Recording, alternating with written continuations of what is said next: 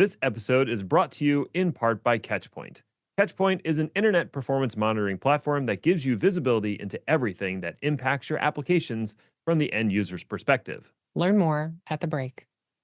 On Day 2 DevOps, we know DevOps is about people, process, and technology, but people are the most important part of the equation. At Valentine's Day and all throughout the year, we want to share the love and support the folks who need it the most. This year, we are raising money for the Trevor Project through a charity swag drive. Stop by day2devops.com/hugops, all one word, get a shirt, and share the love. All proceeds will go to support the Trevor Project, and I am foolishly offering to match the contributions. Let's empty Ned's wallet and support a great cause at day2devops.com/hugops. Packet pushers.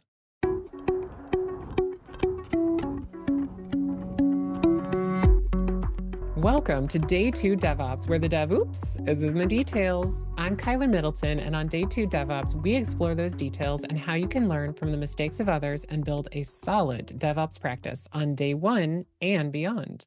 With me on this journey of learning and doing is my co-host, Ned Bellavance. Hi, Ned.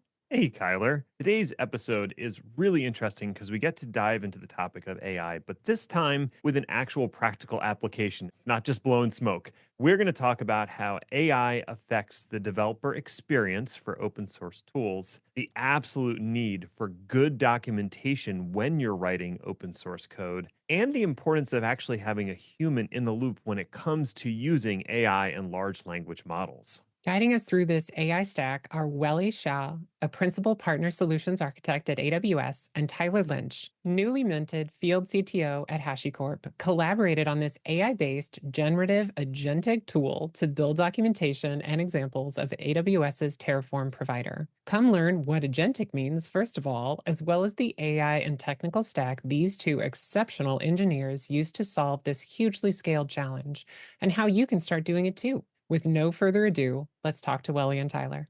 Thank you, Welly and Tyler, for being on the show. Welly, I spotted your project that you were talking about, and I understand you worked a lot with Tyler on it too, it's sort of this self-reinforcement model of having an AI write Terraform documentation. And I thought that was super cool. And I don't want to jump the shark too much on your project, but it sounds like you were able to kind of give this AI tools to test its theories. So like write some documentation, write an example config, and then like run it and see if it works. And if it works, then like you validated that it actually is correct documentation that you can propose. I have so many thoughts about that, but I want to save some of that for the meat of the show. So Welly, thank you so much for being on the show. Do you want to introduce yourself and talk about what you do? Yeah. Thanks so much, Skylar and Ned as well. Super happy to be in here. Sounds good to see Tyler as well. I'm Welly. I'm a principal partner at Say with AWS. And then what that means with partners means that I have the opportunity to really kind of work closely with some of the strategic partners within AWS, specifically in DevOps. And I use that opportunity to kind of look at what is that bleeding edge technology out there that we can utilize to help our customers in terms like building a better products. In this case, is about the Terraform. Yeah, so super excited to talk about this project in a couple minutes. And Tyler, welcome to the podcast as well. Before we jump into Welly's awesome project, do you want to introduce yourself and tell the folks a little bit about you? Sure. My name's Tyler Lynch. My pronouns are they, them. And I'm a field CTO at HashiCorp. So I help HashiCorp's customers think about strategic plays, what is the best way to utilize their existing resources, and really how do they make decisions that are one-way doors. I recently came to HashiCorp way of AWS, where I got to work with Welly quite a bit on building out the Terraform provider engineering mechanisms and Terraform provider support mechanisms for our field teams and support teams. So I did support Welly slightly on this project. This was really like his baby, but I was able to participate and to add some small little bit of help here and there. Well, congratulations on the new role. That's very exciting, Tyler. Congrats, Tyler. Excited to see what you do over there. Let's get into the actual project. Welly, let's start with the problem. What was the problem you had identified and you were trying to solve?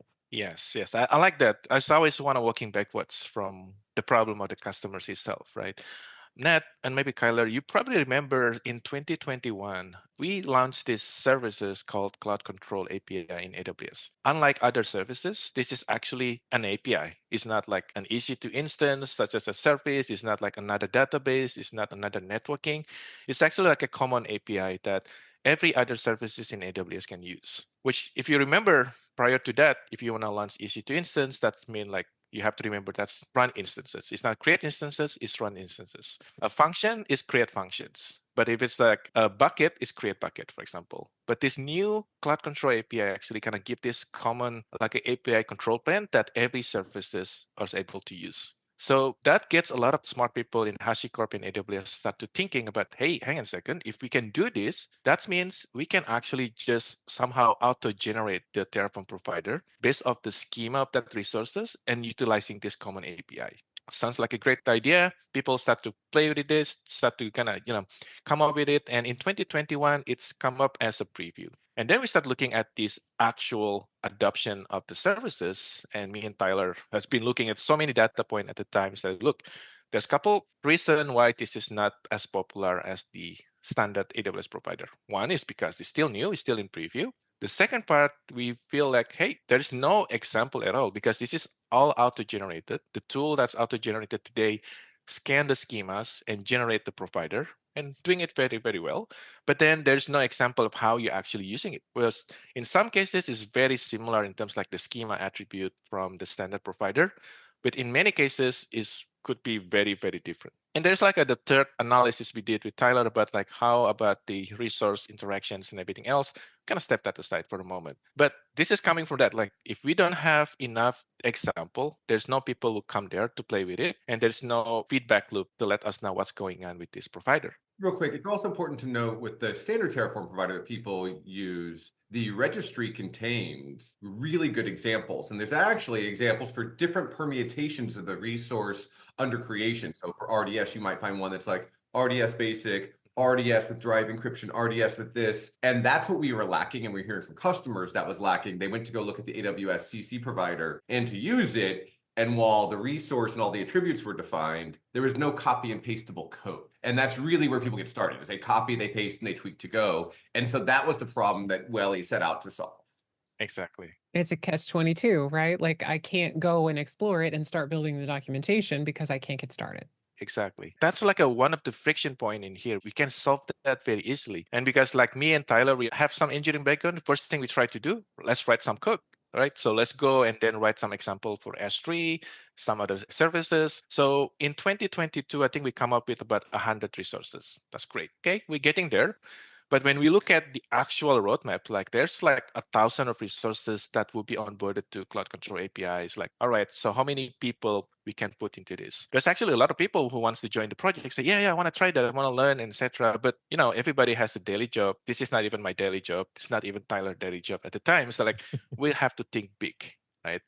And that's like the day when like AI ML, like a large language model, start to become more sexy in terms like it's getting cooler, it's getting better in terms like giving a result. When we start to play with a couple things, we start with like, okay, we just do a prompt, see what's the output it is. We can talk more about it. How about we adding RAG? So it can pull additional context because a lot of this large language model was trained on data that's available in the internet. And guess what? There's no data about AWS CC in the internet at the time. What is RAG? Very good point. Yeah. So RAG is like retrieval augmented generations, meaning it's like LLM typically is trained on some checkpoint, typically a couple months, because it's actually take a couple months for that LLM to actually doing training on those like a GPU instances. So that has limitation in terms like knowledge, that it doesn't have the knowledge up to date. So with using RAG, you can actually, for example, pull those additional live informations, factorize it in the way that it can be searched. So when you prompt the LLM itself doesn't know about the RAG, but you can build like a proxy systems where it looks for like a keyword on the prompt and then pull additional informations and then embedded it into the prompt. So we can enhance the inputs and then the outputs coming from an LLM. Got it. Thank you. Yeah. I have noticed that general models like ChatGPT and Bedrock do seem to be trained on Terraform. They're pretty good, but for all the stuff that's new, they're not quite there yet. They miss some things. I have some good stories about that too after we talk about this project, Tyler. Cool. So where we are, so we have LLM, we have the RAG, but then there's still potential for hallucinations because yes, you can pull information. It's the context, like LLM, we're going to use that to generalize what you're trying to tell them to do, like write some Terraform. But there is an opportunity for us in here to actually use deterministic model, such as using Terraform schema itself to validate whether we're actually creating the actual resources that's correct. So for the last, I think 12 months or so, we start to see a lot of more explosion of ideas, such as using a tool, such as having an agent, which means not only the LLM can pull data from the rack, the LLM can be instructed to say, actually just run the tool, Terraform validate, Terraform apply, right? And then get the data out of it and start to reasoning about it. So it's a long way for me to say the problem is increasing the adoptions of AWS CC. For that, we need to have an example because that's a friction point. And the challenge right now is that LLM is trained based on corpus of data available in the internet, including in the GitHub, Terraform registry. Guess what? There is no data about AWS CC because no one creating it yet, right? So we have to actually being a little bit more smart about how we use LLM so that it can learn, like you said, Color, and then use it to generate additional data points. Okay. The information that you're feeding into this model, that's coming from the cloud control service, correct? So can you tell me a little bit more about what's involved when a service onboards into cloud control and how that produces something that your tool can use to write the provider stuff? Yeah. So this is a very interesting one. I will dwell a little bit, but we cannot expose too much of the inner working pieces of it. But typically what happens is that when service going to be onboarded, they have to write their own handler. All of that handles within the Cloud Control API. Tyler, you want to add something here? It's important to note that Cloud Control is actually a convenient set of APIs, well-defined vocabulary on top of the CloudFormation engine. It's important to note that there's a lineage there and a history. And so with CloudFormation, we write handlers for create, read, update, delete, and list. And they were done with different nomenclature, different verbs. Cloud Control normalized that. And so, Welly, onto you, when somebody wants to create those handlers, what happens? They create those handlers, right? They also create the schemas against where the handlers will actually work, like what's the resource schemas. And that resource schema is actually will be published in the CloudFormation registry. So anytime they start go live, they publish this in the CloudFormation registry, and then it's available for any client to download right there. And that's where things get very interesting with AWS CC or AWS Cloud Control. It's what Hashi did is that every week, HashiCorp teams go and scan the CloudFormation registry, just look for the delta, find the new resources, read through the schemas, run some validations against it, and then automatically generate the Terraform schemas, including the handler for those resources. And what's really interesting is because there's only one types of API, like one type of CRUDL, like create resource, delete resource, list resource. Meaning the only thing you have to do is generate the schemas, and then you can use this generic handler against that resource itself. And then Cloud Control API under the hood kind of handle all of this like a logic about how the response back, retrying, and et cetera, et cetera. Wow.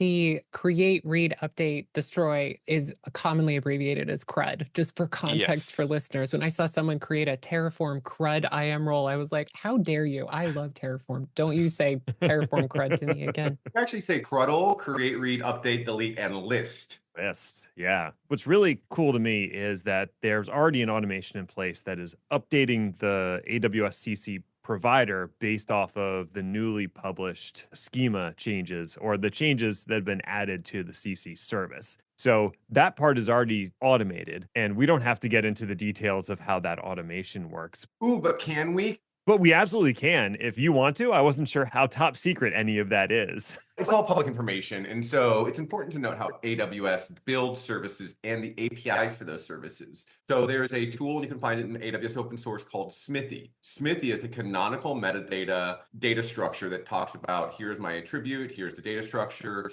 here is the formatting that's required or the range, if it's a ranged attribute. We define these models, and that model is taken and then used it for code generation. And the code generation creates our public APIs. It also creates the CLI, the command line interface, and every SDK. So all the SDKs are now code generated as well. Go, .NET, Java, Python. And the origin of all that is this Smithy model. So Cloud Control is also code generated internally inside AWS. Once that Smithy model and the CRUD handlers, that's how we get to an API service that's consistent no matter which interface you're using, the CLI, the APIs, the SDKs, or Cloud Control, you now have consistent attributes and inputs. Okay, that's awesome. And because Terraform's provider, or at least the newest version of the provider SDK, is also extremely well defined, then it seems like relatively straightforward to build an automation to say, hey, take this and then turn it into something that is in the provider. Straightforward, but complex. Right. Right. There's a lot of permutations and there's a lot of different resource definitions. But that's where we are today, is that provider is auto-generated off of the cloud control schemas, which is the cloud control API schemas. And that's how we do it. But what it can't do is write really compelling examples that actually deploy properly. And Welly, it sounds like that's where you came in. You were like, hey, I want to use AI to help me with that. So let's dig into the actual solution. Well, he solicited an army first. Just so you know, there was hundreds of AWS employees that were volunteering to go write examples. They had a Jira board, essentially. They were grabbing a resource and said, I'm going to work on this one. They'd write it, they'd manually verify it, they'd Terraform validate it, and they'd copy and paste that into the examples. And so that was our workflow for about a year and a half. Okay. And Welly said, there's got to be a better way. Yeah. Coming back to the how pieces, right? I think for us to really kind of make this project successful, we kind of have to wait for those evolutions in the way this LLM works. Like having great model is one thing, having a RAG is one thing. The important is having a tool to really validate the result itself. So when we start thinking about how we do this, we kind of replicate what this volunteer is doing today, right? So they go and they read the schema, they understand the schema, they read some documentations about the services. Like some of the services I didn't even know it exists, to be honest. Like you're working for AWS for like what, 7 years? Some of these services you never heard because like it's just the rapid innovation that's happening, right? That's just normal. Sure. So people have to go and read it about it and then run some tests, write it, have some errors, fix it again, and etc. etc. So I figure like that's the valid way to do engineering. Like you do tests, you have human in the loop as well, right? So at a high level, how we do this? One is because LLM itself, whichever LLM you choose, likely does not have a lot of this context about the new resources that's available in CC. Just because the checkpoint, right? You might wait 6 months. Yes, you got it. So the first thing we have to do for this LLM is that to tell them to go and fetch those schemas live so that it has the understanding of, okay, this is the latest schema of these resources. Mm-hmm. And after we have that, we tell them like, look, if you need to, you can go and search the CloudFormation documentation because Tyler mentioned earlier, it's almost like representation of CloudFormation. So go and search the CloudFormation documentation, read about it, and etc. And once they have that two combination, the third process we tell the LLM to do is like, go and try to create these resources. The prompt, I don't have it in open source, but we're going to open source it. Like the prompt is very simple. I say, look, go and try to create resources for this particular provider for these particular resources. And then, of course, the LLM will try to create it. The first version will come up and then we say, okay, now go and fetch the actual output of Terraform validate once you run this code. And this is where things get very cool. I have to pick one LLM. In this case, we use Anthropic Sonnet.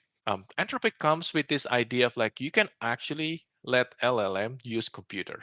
If you search about it, Anthropic computer is really, really cool. They have this demo where they have like this VNC, like a virtual computer environment in your Docker, for example. And then you tell LLM to say like, go and open a browser and go to Amazon.com, for example.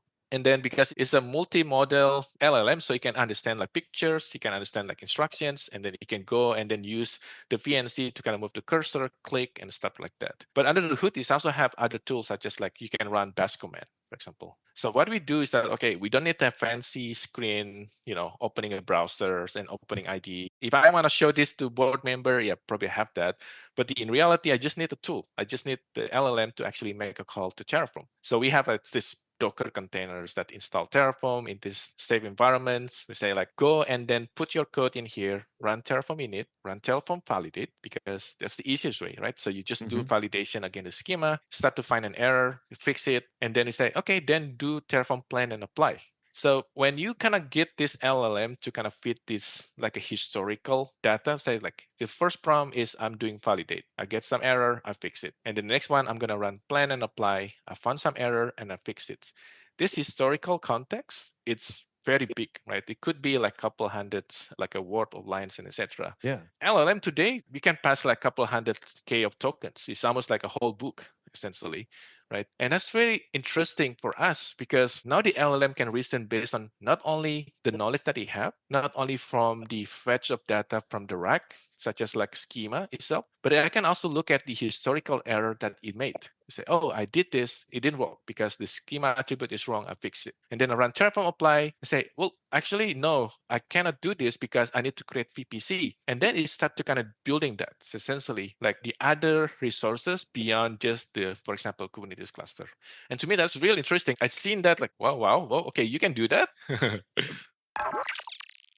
So, Ned, our app is down? Oh no, no one can listen to us ramble on. I mean, pontificate about important tech things. But wait, our health checker shows all services are started.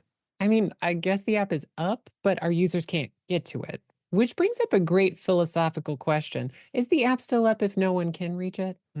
If a podcast falls in the forest, does anyone hear it stream? Maybe we can talk about this after bringing the app back up. Okay, yeah, that sounds good. How did you even know it was down? Catchpoint, our internet performance monitor, is showing our app isn't reachable from where our listeners are. Well, that is a problem, yeah.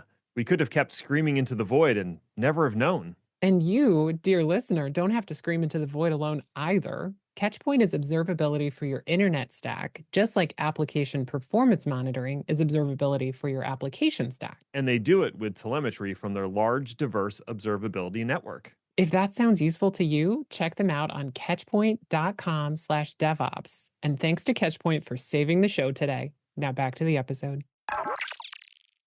Well, that's just wild because it sounds like something a human trips over, right? Like I want to deploy this resource and maybe I know I need to put it in a VPC because that's like table stakes for a lot of services. But I don't know I need these three other resources to deploy this thing. So I'll try it and it will fail because it needs some other argument to be filled out. So then as a human, I'll iterate over and over until I have a configuration that actually deploys. But you kind of set up the same series of steps, but now the LLM is doing it. Is there a control flow in here through something like Python? I think Python's what you're using as the programming language. Is there a control flow that checks to see if validate returned an error and then sends it back to try it again until the validate passes? It's a very simple, actually. Again, a lot of this code, we just take an example from Anthropic. Anthropic has a quick start about how to use computer use. It's very cool. A lot of this new LLM these days is very different from like the first one we saw in 2022, 2023. In the past year, when you're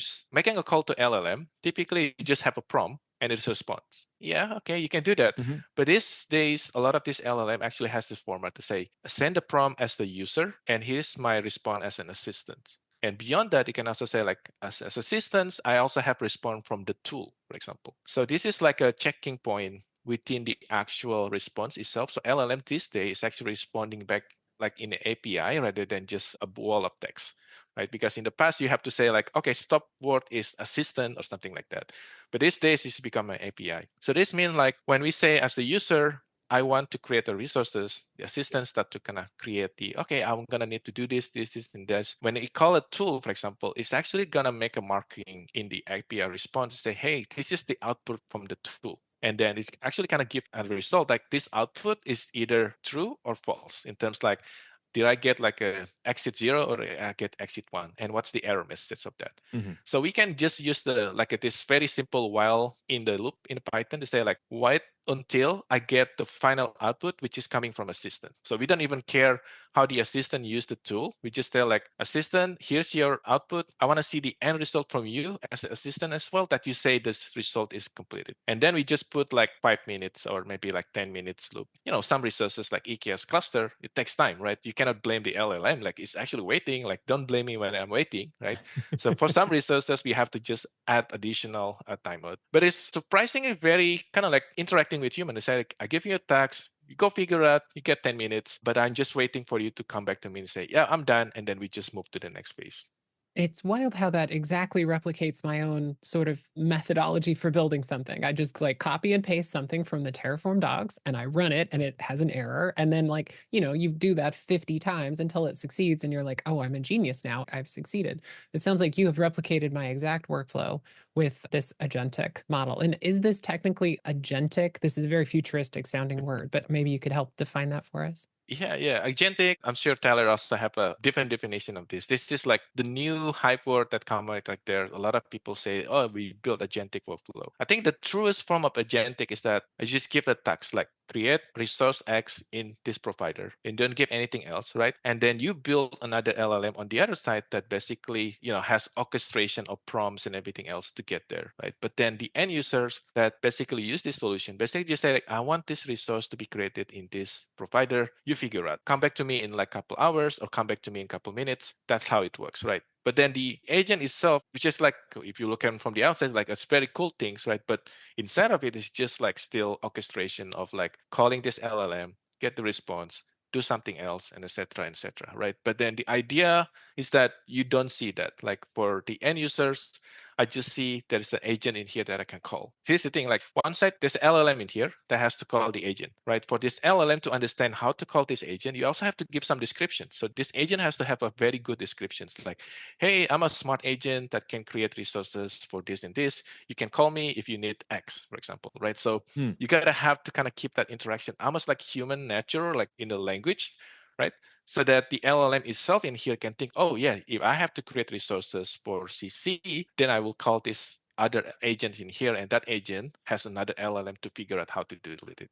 Yeah, I think of it like a finite state engine, right? And each state will have its own context or persona that we're going to inject into the LLM that says, my job is to validate that this Terraform code I've given works. And I'm going to do that by calling terraform.validate and evaluating the output. And then the next one is, okay, we know we have valid Terraform, or I'll rewrite it until it's valid. I have valid Terraform. Now I want to plan it and I want to apply it. And we actually use injecting prompts and say, I'm going to be an operator. I'm going to plan this Terraform. I want to make sure that creating a resource is my expectation, and then move on to the next stage. That's how we kind of think about it. What's interesting to me, though, is what this gets us from scale. So if you were to look at the AWS TC provider on GitHub, specifically pull request number 2141, you'll notice that this is the first wave of auto-generated documentation with examples. That was the intent. There's 660 files changed. That's a really large pull request. That's more than one. And much better than one. We were doing this individually with individuals. And I think some of this is, boilerplate documentation, but generally it is docs for resources. There were some other small things that had to get adjusted here and there as it went on. But talk to me about that workflow, Welly. So you had this writing to commit to a Git repository and kind of staging these up. And then the pull request was obviously validated by humans, human in the loop. But you just did all resources that didn't have examples? Like, how did you stage this up? How did you think about this? It wasn't one piece of documentation. It looks like there's hundreds and hundreds of resources that were documented. Yeah, so we were thinking about that as well. So should I make this LLM and this agentic workflow create one pull request for each resources and have human to go through it? Or should we just do a batches? Because we know like this is all validated, this passed the Terraform test and plan and everything else. So what I did is that very simple. I just have a simple bash script that goes to the repo, look for example that's missing, get the name of the resources. That's a long list, like 700 something of resources. And then I push it to this LLM. It runs for about, I'm not kidding, like 3 days. And the reason it runs for 3 days is because we are an AWS, we are employee, we have our own accounts that we can use, but we also have to be responsible not to, go and then start consuming millions of tokens and etc. So I have to kind of set a throttle, say like, okay, one resources at a time, please. Don't do like one in tens, like. So it's run for a couple of days because, I run it, go and watch TV, go back to Netflix and come back. Oh, yeah, okay, pretty cool. You get there.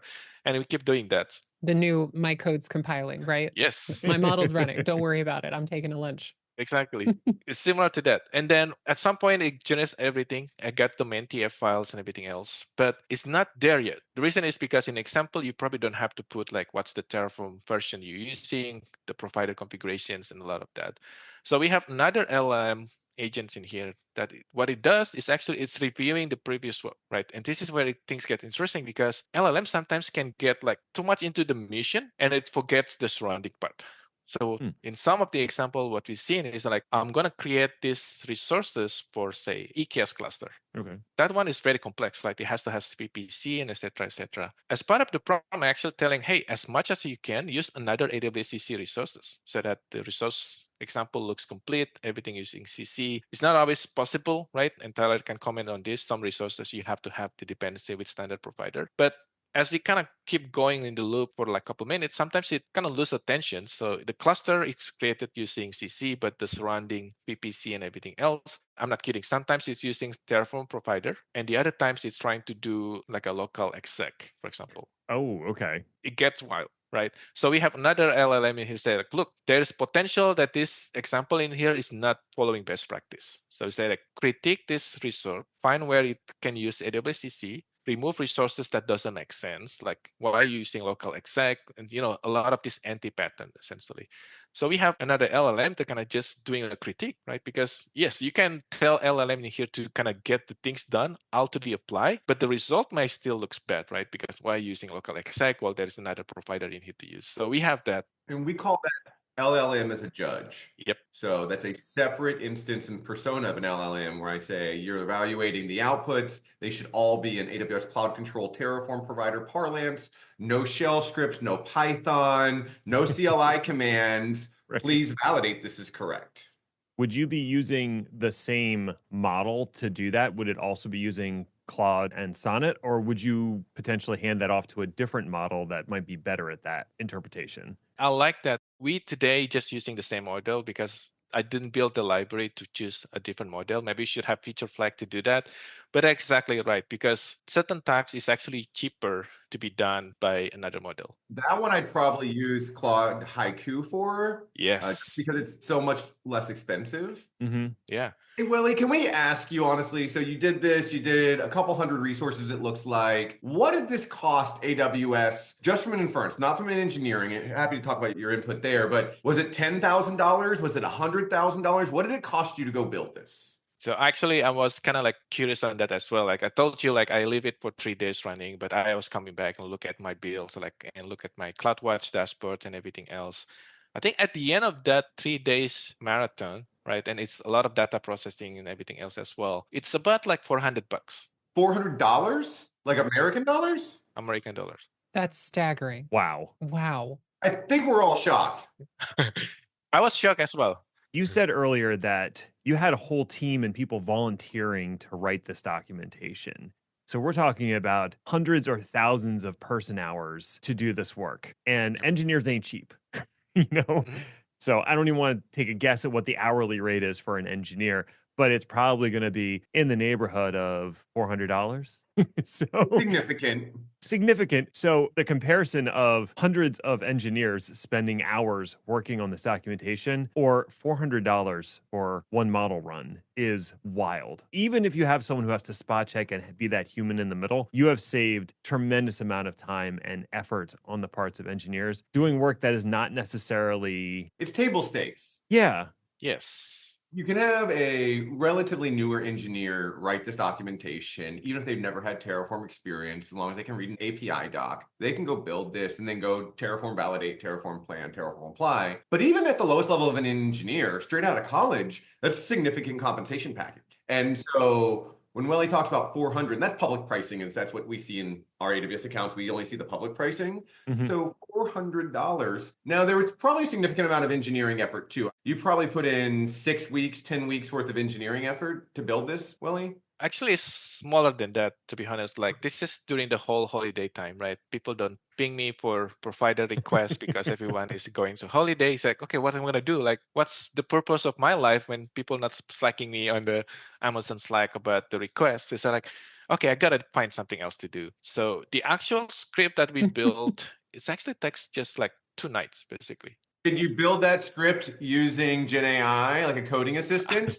Yes. So Of course. that's also another one. It's like I use Python, but I'm also know like a lot of this thing can be achieved using AI assistant. So yeah, I have an AI assistant to help me like how to pull from like S3 bucket, like do it in parallelizations and stuff like that. I just prompt like create me a functions, download from S3 bucket, parallelizations to 10, for example. Here's the thing, like some stuff is actually cheaper to run deterministically in Python rather than LLM. Hmm. One example of that is like, I was thinking, you know what? I will have the LLM to actually write the template. The template in the way you make a pull request for creating documentation has like a very specific markdown format. And initially I was like, oh yeah, just use LLM to do that, right? It's like, hang a second, no. I mean, let's be frugal a little bit.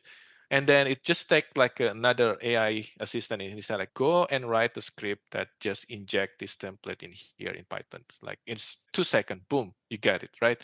And you can cut like a lot of latency of calling an LLM, etc. So it's a good learning process as well because you start to kind of think like, okay, yeah, I can drop everything to LLM if I want to, but you gotta have to be smart as well. Like certain things, you can just do this more deterministically in your code by asking another LLM to give you the code essentially, right? So Right. it's a lot of LLM that doing the work and me just prompting. And I think we're gonna see that. People say like, I'm talking more with my code, meaning like you chat with your code and tell, hey, LLM, what's wrong in here? Can you do something to make it better? Right? I ask that questions like, hey, is this actually a safe in terms like the trading model, for example? Like I run this in like parallelizations. Can you kind of critique my code and etc. So we're doing that as well, right? And finally, I think I want to say human in the loop is still important. Hmm. A lot of the time, after that couple hundred resources is generated, is me just spending a couple hours, go through each example, look at it, and say like, what's wrong? Is there something in here I don't like, for example? And that may be the impact to like how I should actually output that in the pull request as well. All right, I have two important questions. The first has to do with open source. So, are you planning to open source the solution so that others can take advantage of it? Because there's plenty of providers out there that could use a little bit of example love. And if we could leverage this power to do the same thing for those other providers, that would be amazing. Oh yes. So what I'm been kind of like spending my weekend right now is actually to kind of build this into like orchestrations using AWS Step Functions, because right now everything's just running in my laptops, which is fine. But you wanna open source something. Ideally, it's a Terraform plan and apply, deploy this resource infrastructures, serverless. So you can just put I want to do X for X provider, and then it kind of doing it in this order. So yes, I'm planning to open source that. And that we also talk with like the other folks in Hashi and other Terraform providers, like, hey, yeah, this can be used for pretty much like others. Like CC is that example of new provider doesn't have enough context, so why not try to use LLM to enhance it? So I'm with you. I think there's a potential for others to kind of hopefully inspire and also improve on what we're building in here. That's amazing. The other big question had is the feedback because you described that after it finished its work, you went back through as human in the loop to review the examples it created. Is there a mechanism for feedback where the model can learn about what you liked, what you didn't like about those examples, and then apply that to the next time you run it? I think so, yes. So we kind of doing this right now, but not in the output of the resources. So I say like 700 something resources, not all of them successfully gets created, right? So then we actually use some sort of separate feedback loop. So I have another LLM to inspect the actual Terraform error of why, and then give some sort of reasoning like, is this worth retrying? Or is this like just error 500 because, upstream dependency issues, right? And then for the one that was retrying, I will have kind of human in the feedback loop. Like it's just a simple text. Like I tell LM, if you find this text in the same directory, read it because that's my human feedback. For example, I tell them like, yeah, this is wrong because, for example, you have to use a different resources, or you can assume like the private certificate is already exists because certain things is just so complex to orchestrate that you just Hmm. tell like, okay, you can give up in here because I will assume that I will have private certificates, domain name validation and things like that. So we kind of start doing that. I'm not open sourcing that pieces yet because I think there's still a lot of work to do. Sure. But essentially like a LLM to kind of help doing troubleshooting while we kind of provide an input to say, hey, actually go and look at here because, I happen to have the knowledge about that. I trust you can do that and etc. One thing I want to note is while this is an automated process for documentation generation and example generation with LLM as a judge, there's also Welly and team went through and did a manual review before they submitted the pull request. HashiCorp also provides and always does a manual pull request review, whether it's a documentation change, an example change, or something like code generation change of a provider. Those all go through human in the review process for all PRs to any HashiCorp owned repositories. That is super cool. And I want to keep going and talk like maybe 3 more hours for this Easily. podcast, like particularly from like the open source project side. How do you review PRs at scale that are written by AIs? And how do you share your methodology so they can validate it's like sane when you're reviewing a million lines of code? But we don't have time. So maybe we'll just have you back in a couple months when you've solved some of these problems. My final question here for you, Welly, is like in 2 nights, you may have saved several $1 million in employee cost with some scripts. And is AWS ever going to let you work on anything other than AI ever again? Yeah, this is a very interesting question, like Kyler. Internally in AWS, we always say like if we build generative AI, the goal is to make every engineer a superstar engineer, that 10x engineer, essentially. Yeah, so like maybe we're not doing what we're doing today, like a writing an example, but that gives me opportunity to kind of think about the bigger stuff, like what we're gonna do with like a reviewing bug fixes, pull requests, and etc. Right. So I think it's always the mission is like how we accelerate everyone knowledge to be that 10x engineers. Like if the whole industry has double, triple the number of 10x engineers, that's just amazing, right? It means like we're gonna come up with a better solution for certain things. Our life is getting easier, getting more meaningful. So I'm all for it. So to me, like generative AI is not here to kind of like replace Welly from doing this because one, it's not even my daily job or so. But if the LLM can do my daily job and I can do something higher values, yes, right. But I still want them to do my laundry as well. So that's my wish list. Me too. Well, this has been wonderful. Welly, if folks want to see, more about this project or more about your other projects, where can they find you on the internet? I'm not super social, but so LinkedIn is I think the best place to find me. Other than that, some folks know my emails and I reach out back on email as well. That sounds perfect. We'll have links to anything that you'd like to share in the show notes. And then, Tyler, where can folks find you as well?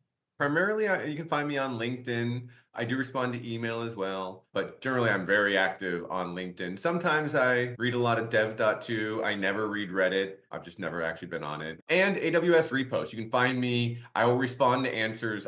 It's their Stack Overflow essentially, but it's by verified experts. And so I do respond to a lot of AWS repost. That's perfect. Thank you both so much for being on the show. This has been incredible. Thanks you for the opportunity. Yeah, thank you. Thank you to our guests, Welly and Tyler, for appearing on Day 2 DevOps, and virtual high fives to you, dear listener, for tuning in.